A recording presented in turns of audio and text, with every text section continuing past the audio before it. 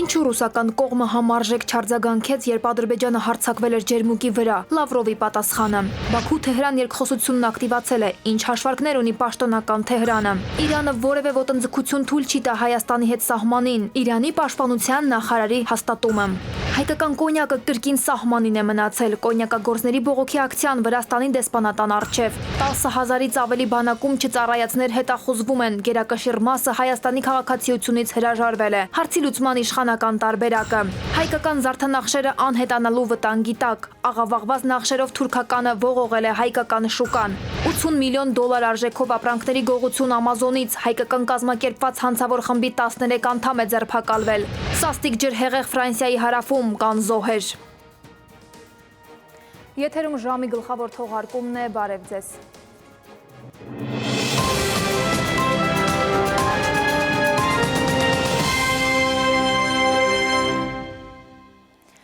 Հայաստան-Ռուսաստան ապրանքաշրջանառությունը անցած տարի ռեկորդային է եղել, հասնելով 1,6 միլիարդ դոլարի։ Աշխատանքային այցով Երևանում է Ռուսաստանի արտգործնախարար Սերգեյ Լավրովը։ Հարցերի ընդգրկուն շրջանակի են անդրադարձել Լավրովն ու Արարատ Միրզոյանը լրագրողների հետ հանդիպմանը։ Արձագանքելով դիտարկմանը, թե Ադրբեջանը 44-օրյա պատերազմի ժամանակ մեծ մասամբ ռուսական զենք է կիրառել, Լավրովն ասել է. անկախացումից հետո տարիներ շարունակ Հայաստանը ևս օգտագործել է ռուսական զենք, այդ թվում 7 շրջանների գրավման համար։ Գործընկերոջ հետ բանակցություններից Արարատ Միրզոյանը գոհ է։ Պատրաստվում ենք արդյոք վերաֆորմատավորել մեր դաշնակցային հարաբերությունները Ռուսաստանի հետ։ Միրզոյանը կարճ է պատասխանել. ոչ։ Ռուսաստանը պատրաստ է բոլոր հնարավոր տարբերակներով համագործակցել Հայաստանի հետ, հատկապես նրա սուվերեն տարածքի պաշտպանության հարցում։ Ռուսաստանի արտգործնախարարը այսօր Երևանում հաստատեց, հավելեց, Ռուսաստանն անկեղծորեն հետաքրքրված է Հայաստանի եւ Ադրբեջանի միջև հարաբերությունների լիարժեք կարգավորմամբ։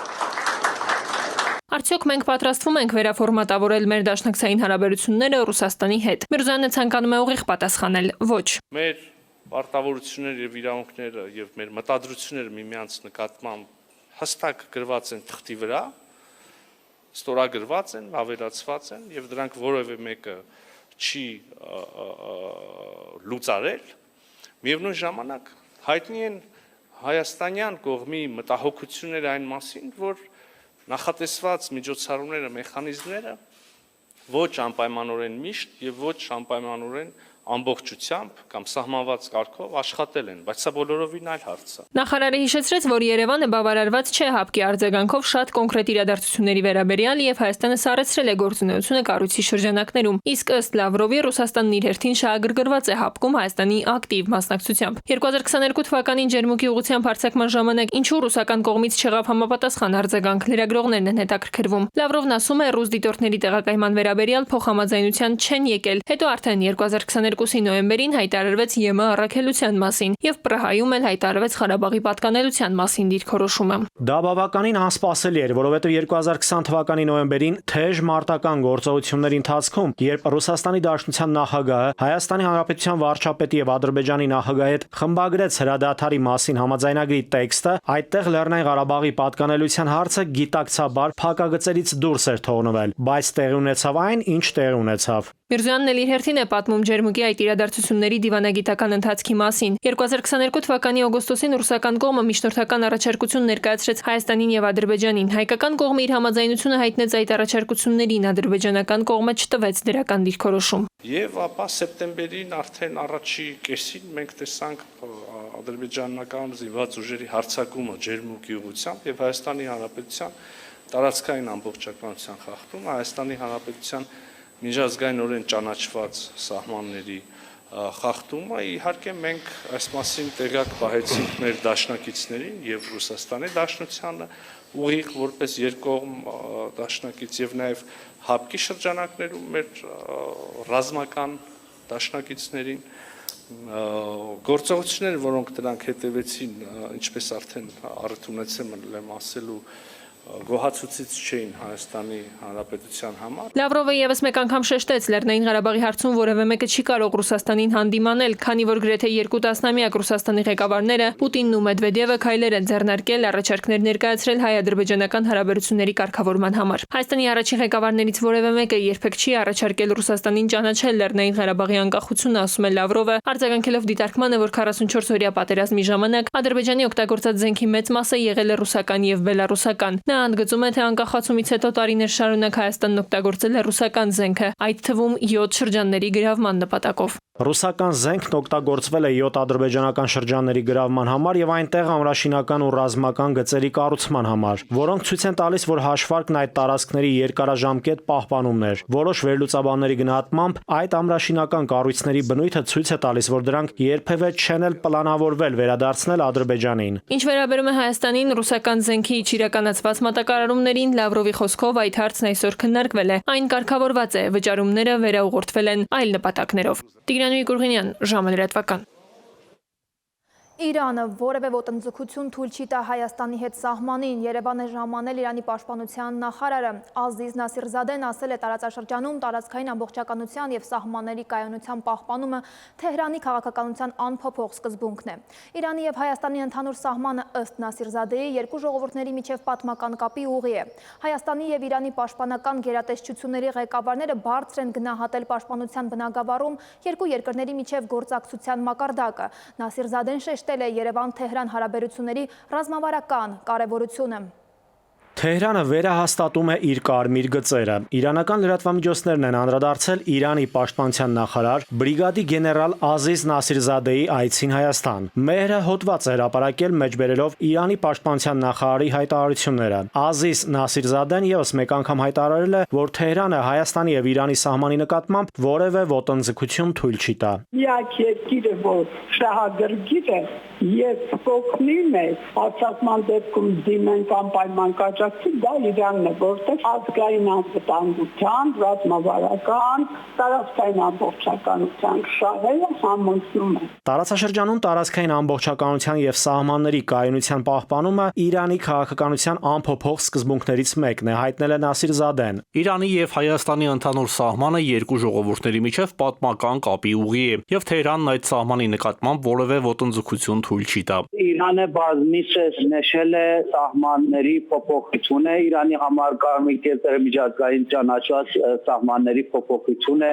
գեոպոլիտիկ փոփոխություն է, էթնիկ փոփոխություն է։ Իրանը մտահոգված է, որ հարավային Կովկասից լինի, դրա համար վերջերս շատ շեշտում է նորից տարածքային ամբողջականությունը եւ Իրանի կարմիր կետերը եւ դիվանագիտական եւ ռազմաքաղաքական ակտիվությունը տարածաշրջանում հարավային Կովկասում դրա մասին են։ Երկու երկրների պաշտպանական գերատեսչությունների ղեկավարները բարձր են գնահատել պաշտպանության բնագավառում Երևան-Թեհրան համագործակցության մակարդակը։ Իրանցի պաշտոնյան շեշտում է երկու երկրների հարաբերությունների ռազմավարական կարևորությունը եւ հայտարարում, որ Հայաստանը հատուկ տեղ է գրավում Իրանի հարևանության քաղաքականության մեջ։ Իրանագետների դիտարկմամբ հարավային Կովկասում պաշտոնական Թեհրանն ավելի շատ շահեր ունի Հայաստանի հետ հարաբերություններում, քան Ադրբեջանի կամ Թուրքիայի, եւ հետեւաբար յուրաքանչյուր անվտանգային խնդիր, որը վերաբերում է Հայաստանին, Իրանն այդ խնդրի նկատմամբ անտարբեր չի կարող լինել։ Իրանը Ադրբեջանի հետ պարզապես, այսպես ասենք, դիվանագիտական առումով փոխհարաբերությունները պաշտպանում, բայց իրականում նրանք չեն կարող բարեկամական փոխհարաբերություններ ունենալ, քանի որ նրանց շահերը չեն համընկնում։ Ազգային ընդհակառակը դրանք խիստ հակասական են։ Այս շրջանում միայն Հայաստանի հետ որ ռազմավարական շահերը համընկնում են։ Հայաստանն ու Իրանը տարածաշրջանում փոխգործակցությունն ավելի ամրապնդելու համար նախատեսում են ընդլայնել տնտեսական հարաբերությունները։ Իրանը Սյունիքում բացեց իր հյուպատոսությունը, առաջիկայում էլ գործարար հանդիպումներ են նախատեսվում Երևանում, Թեհրանում եւ Իրանի տարբեր խոշոր քաղաքներում։ Նաիրի Մուրադյան, ժամը լրատվական։ Իրանը շահագրգիռ է զարգացնելու բազմակողմ համագործակցությունը Հայաստանի հետ, ասել է Իրանի պաշտպանության նախարարը Նիկոլ Փաշինյանի հետ հանդիպման ժամանակ։ Նասիրզադեն վերահաստատել է անվերապահ աջակցությունը Հայաստանի ինքնիշխանությանն ու տարածքային ամբողջականությանը։ Փաշինյանն իր հերթին ընդգծել է, որ Հայաստան-Իրան հարաբերությունները զարգանում են բարձր տեմպերով, ինչը հիմնված է երկկողմ բնական շահերի վրա։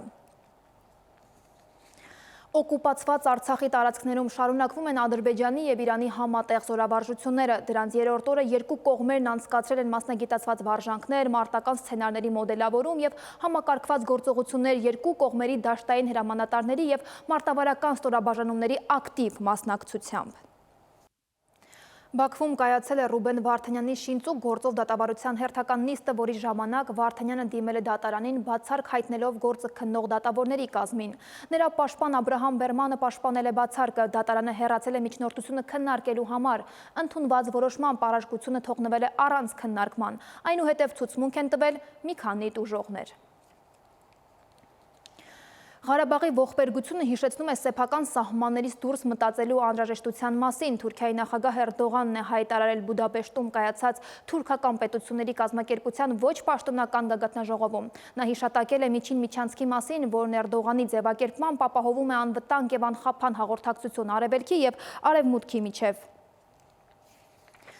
Ալիևն այսօր դարձյալ հոխորտացել է, ասել է Հայաստանը պետք է հստակ դիրքորոշում արտահայտի, երբ և ինչ պայմաններում արևմտյան ադրբեջանցիները կկարողանան վերադառնալ իրենց հայրենի հողերը։ Նա բողոքել է, թե հայ հասարակության մեջ մնում է խորը ատելությունը, թուրք ժողովուրդների նկատմամբ պահպանվում են մեծ Հայաստանի երազանքները, իսկ Ադրբեջանի և Թուրքիայի նկատմամբ տարածքային պահանջները արձանագրված են երկրի սահմանադրության մեջ։ Հայաստանը պետք է հրաժարվի հարևան պետությունների նկատմամբ տարածքային պահանջներից և քայլեր ձեռնարկի ադրբեջանցիների մշակութային ժառանգությունը վերականգնելու և պաշտպանելու համար, ախորժակը բացել է Ալիևը։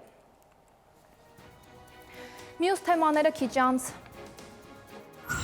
Հայկական կոնյակը կրկին սահմանին է մնացել։ Կոնյակագործների բողոքի ակցիան Վրաստանի դեսպանատան առջև։ 10,000-ից ավելի բանակում չծառայածներ հետախուզվում են։ Գերակշիռ մասը Հայաստանի քաղաքացիությունից հրաժարվել է։ Հարցի լուծման իշխանական տարբերակը։ Հայկական զարդանախշերը անհետանալու վտանգի տակ։ Աղավաղված նախշերով թուրքականը ողողել է հայկական շուկան։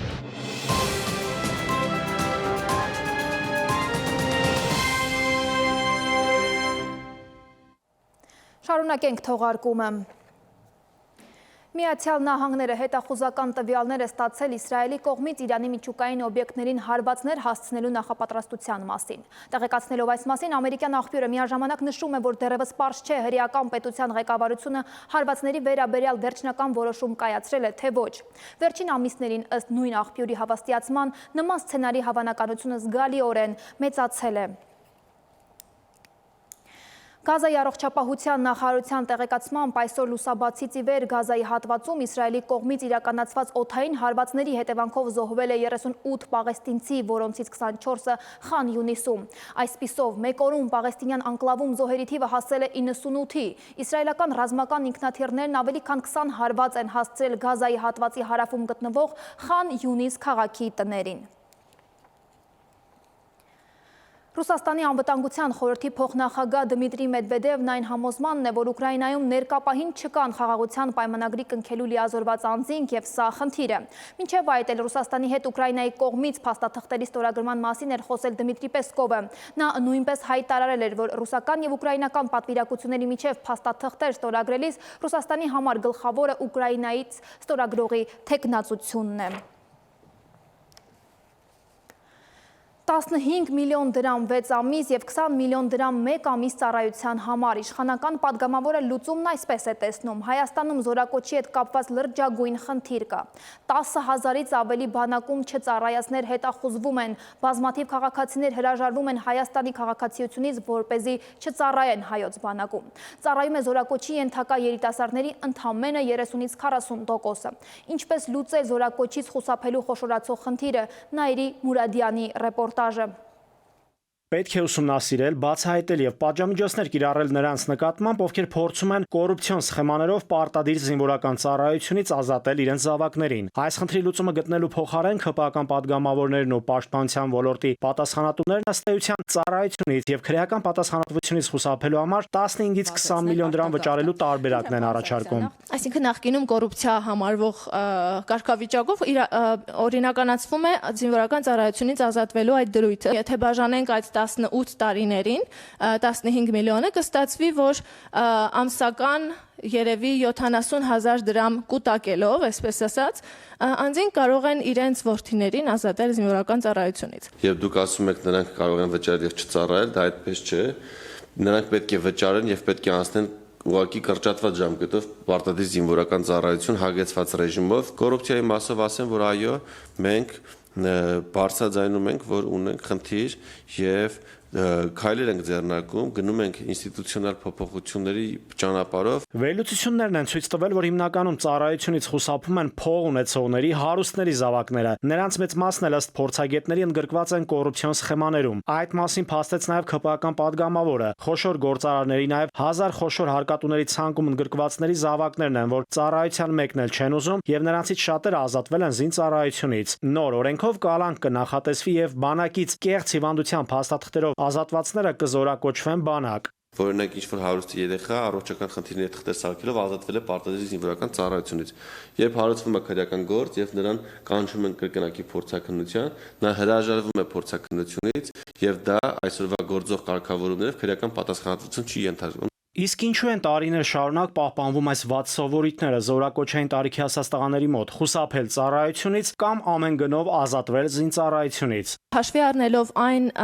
վիճակագրությունը, որը ունենք ներկայումս զինված ուժերում ոչ մարտական պայմաններում մահվան դեպքերի, առաջին հերթին ցուցանիշ է, որից կարող են քաղաքացիները հավանաբար խուսափելով չցանկանալ գնալ զինվորական ծառայության։ Ընդհանուր հայտարարը այստեղ մեկն է՝ պետք է վատ բարքերն ու սովորույթները արմատախիլ անել զինված ուժերից, զարգացնել հոգեբանի ինստիտուտը զինված ուժերում, որպեսզի հոգեբանական ծանր իրավիճակում հայտնված տղաների հետ առանձնակի աշխատանքներ տարվեն։ Նաիրի Մուրադյան, ժամը լրատվական։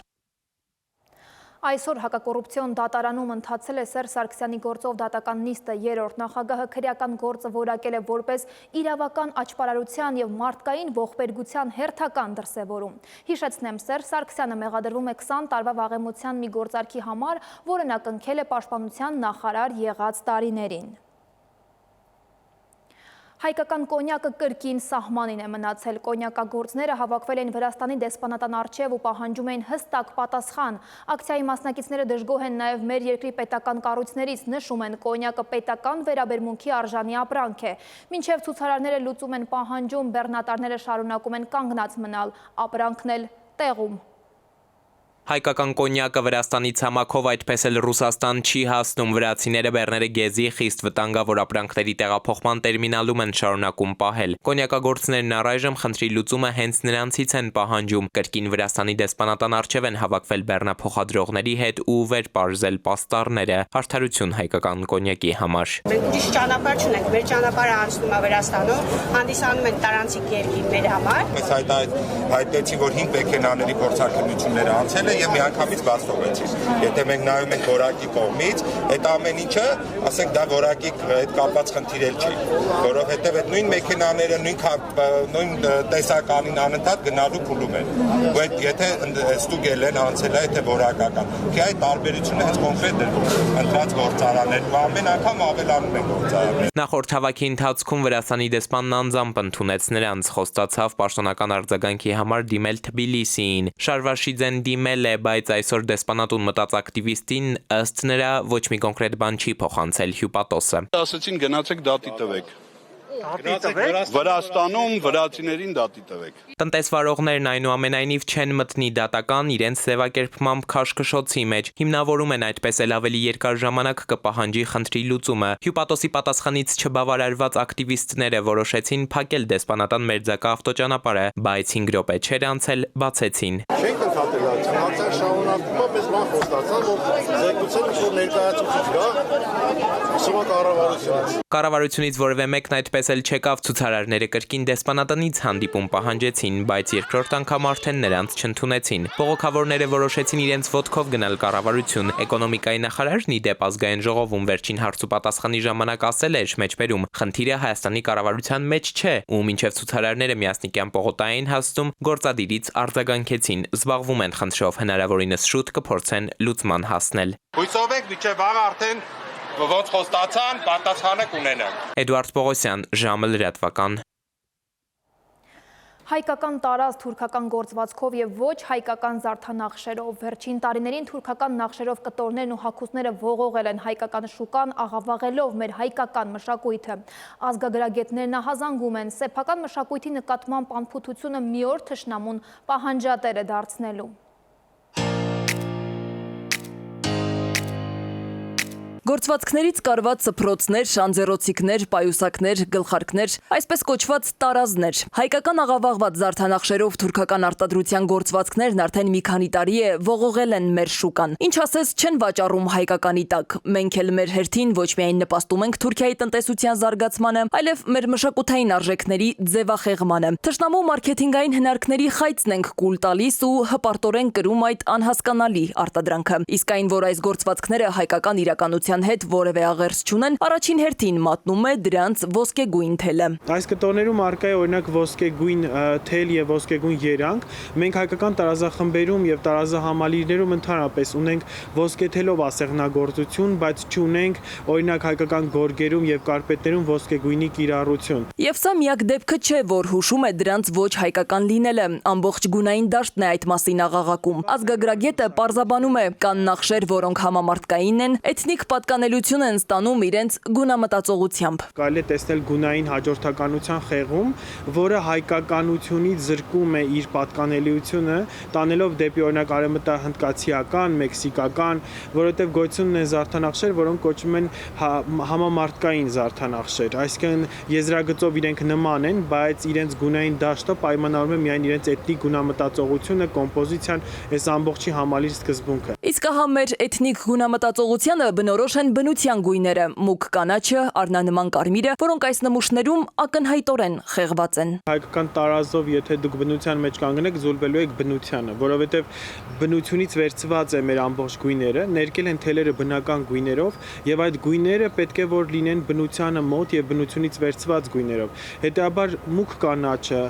դեպի գինեգույն, արյան կարմիրը, հա, սրանք հայկական տիպիկ են գունամտածողության դաշտն են, որոնք մշտական կիրառության մեջ են։ Հետաքրքրական է, որ մեր գունամտածողության մեջ շատ քիչ ենք հանդիպում սևի կիրառությանը, երկնագույն գրեթե չենք տեսնում։ Բացառությամբ մուգ կապույտի, այն էլ երանգային որոշակի առանձնահատկությամբ։ Այս գործվածքներում հաճախ կհանդիպենք նաև հայկական տառերի։ Մասնագետն ասում է, շատերն են տարակուսում, եթե թուրքական կտորներ են, հայկական տառերն այստեղ ինչ գործ ունեն։ Հայկական այբուբեն, որը որ առաջին հատկից թվում է թե մեր սիմվոլիկան է,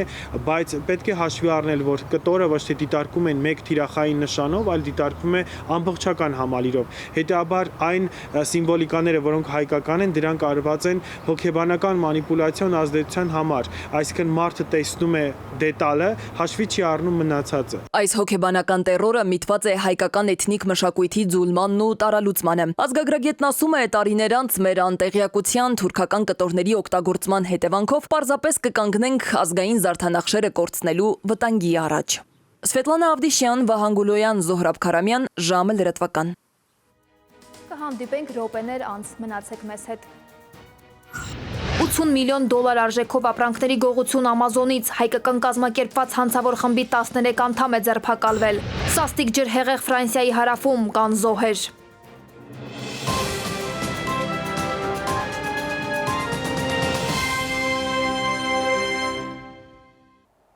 Շարունակենք թողարկումը։ Տարիներն անցնում են, բայց կան հաղորդումներ, որոնք ժամանակի ընթացքում ոչ թե խամրում, այլ ավելի են պայծառանում։ Արդեն 4 տարի Ներսարի շոուն իր դռներն է բացում մարդկանց եւ նրանց հետաքրքրաշարժ պատմությունների առաջ։ Յուրաքանչյուր հյուր ներս է մտնում դրական էմոցիաներով, բաց սրտով եւ անկեղծությամբ։ Ներսարին տոն է։ Տոն, որը շարունակելու է բաց պահել դուռը տարբեր մասնագիտությունների տեր մարդկանց առջև։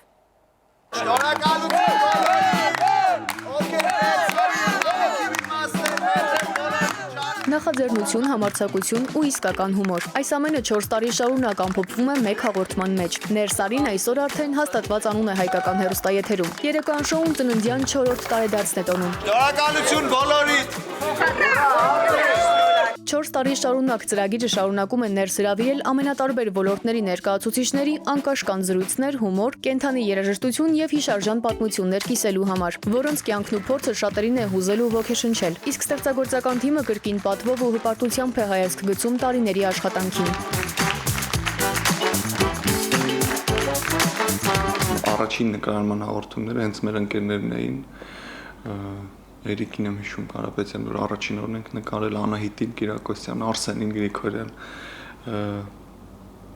Ու ես նաև շատ շնորհակալ եմ մարդկանց, ովքեր գալիս են ներս, բերում են իրենց դրական էներգիան։ Հաղորդման հաջողության գրավականը հենց հաղորդավարն է։ Քեշիշյանի խոսքով Ներսես Ավետիսյան անունն է կարողացել իր շուրջը գեներացնել ամբողջ շոուի էներգիան։ Նրա փոխանցած էմոցիաների շնորհիվ բոլոր հյուրերը պատրաստական ու ոգևորված են հյուրընկալվում տաղավարում։ Նաև ժամանակն էր վերցնելու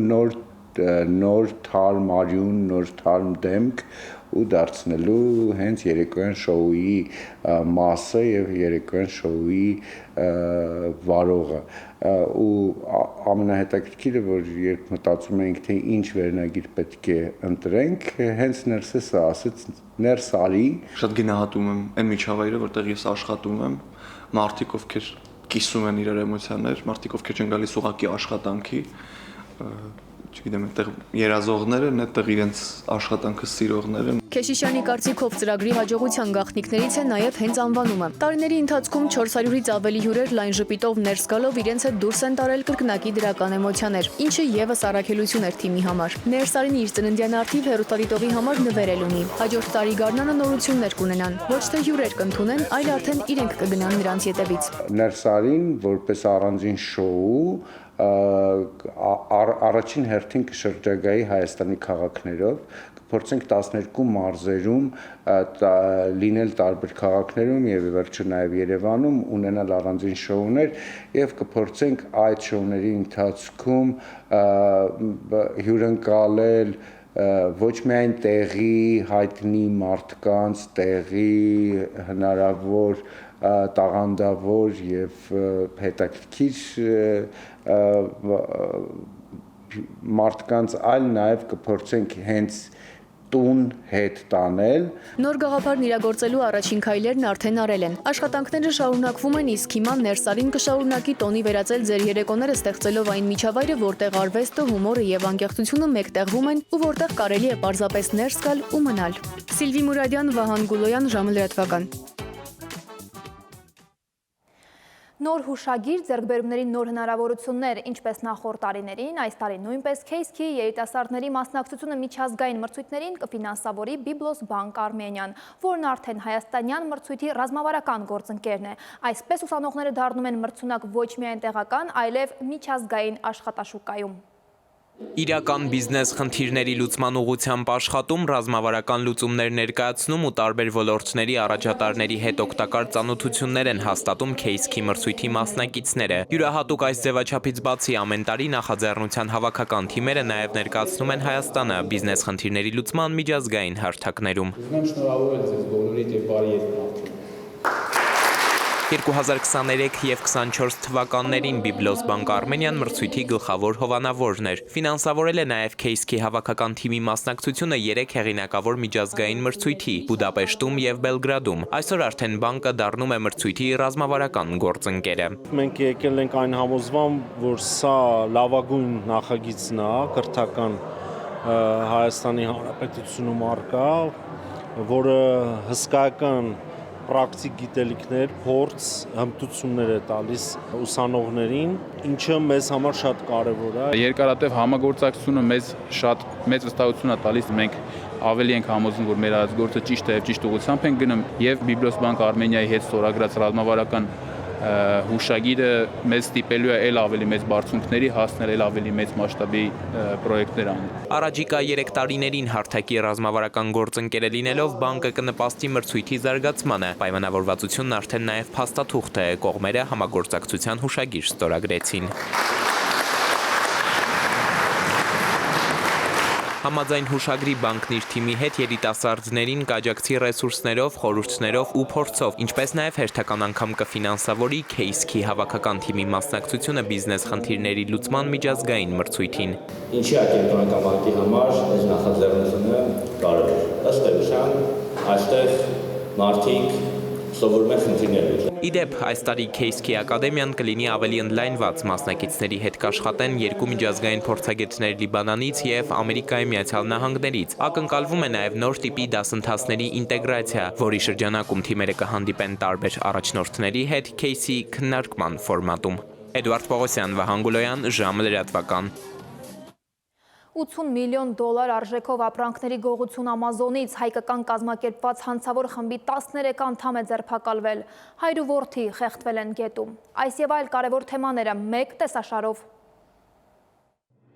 Շիրակի մարզում ժամը 19:00-ի սահմաններում Մայիսյան բնակավայրի վարչական տարածքում բախվել են 2 Մերսեդես եւ Կիա Մակնիշի ավտոմեքենաները։ Վթարի հետևանքով Կիայի վարորդը տեղում մահացել է, իսկ Մերսեդեսի վարորդը մարմնական վնասվածքներով տեղափոխվել է հիվանդանոց։ Ոստիկանները պարզել են, որ վթարը նախ տեղի է ունեցել 2 ավտոմեքենաների միջև, որից հետո նրանցից մեկը բախվել է ճամփեզրին կայանված մեկ այլ Մերսեդես Մակնիշի ավտոմեքենայի։ Վարորդին առաջին օգնության են հասել քաղաքացիները։ Քննիչի հանձնարարականով ավտոմեքենաները տեղափոխվել են հատուկ պահպանվող տարածք։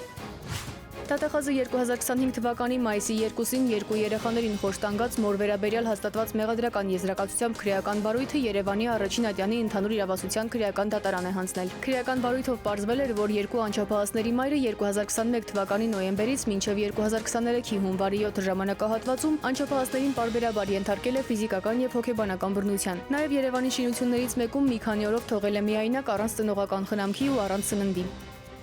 Մեղրիի Ալվանք բնակավայրի 8.5 հեկտար մակերեսով 10 հողամասերի վերաբերյալ աճուրդներն անցկացվել են ձևական, որոնց հիման վրա վերոնշյալ հողամասերն օրենքով սահմանված կարգի խախտմամբ դուրս են բերվել համայնքի գույքային ֆոնդից։ Դատախազությունից հայտնում են, որ դատավճռի հիման վրա դատախազը 2025 թվականի ապրիլի 17-ին, 18-ին եւ 23-ին վերոնշյալ հողամասերի վերաբերյալ անցկացված աճուրդներն անվավեր ճանաչելու եւ անվավերության հետևանքներ կիրառելու պահանջի մասին 5 հայցադիմում է ներկայացրել հակակոռուպցիոն դատարան։ Հայցադիմումներն ընդունվել են, կիրառվել են հայցի ապահովման միջոցներ։ Մայիսի 20-ին բանտարկյալների մայրցամաքային շախմատի առցանց առաջնությանը Հայաստանի թիմը 24 մասնակից թիմերի շարքում զբաղեցրել է երկրորդ հորիզոնականը։ Շախմատի ֆեդերացիայից հայտնում են, որ շախմատը զարգացնում է դատապարտյալների կենտրոնացումը, տրամաբանությունը եւ նվազեցնում ստրեսը, նպաստելով նրանց հեշտ ինտեգրմանը հասարակությունում ազատության մեջ հայտնվելուց հետո։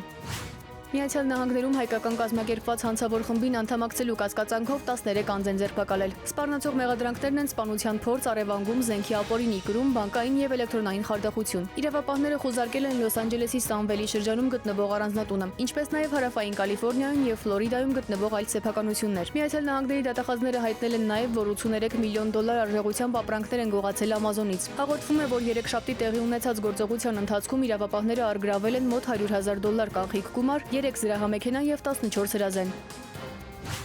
Մարսիկ գետի ափամերձ հատվածում նախ ձկնորսությամբ զբաղվող 2 քաղաքացու ձկնորսական եւ անձնական իրեր են հայտնաբերել։ Ապա մինչև փրկարարների հասնելը տեղի ուժերով դուրս են բերել քաղաքացիներից մեկի մարմինը։ 500 մետր հեռավորության վրա հայտնաբերվել եւ ջրից դուրս է բերվել նաեւ երկրորդ քաղաքացու մարմինը։ Շտաբ օգնության բժիշկներն արձանագրել են նրանց կենսաբանական մահը։ Ֆոտոլրագրող Շամշանի տեղեկություններով վերջիններս հայր ու որդի էին։ Սիլվի Մուրադյան, ժամը լրատվական։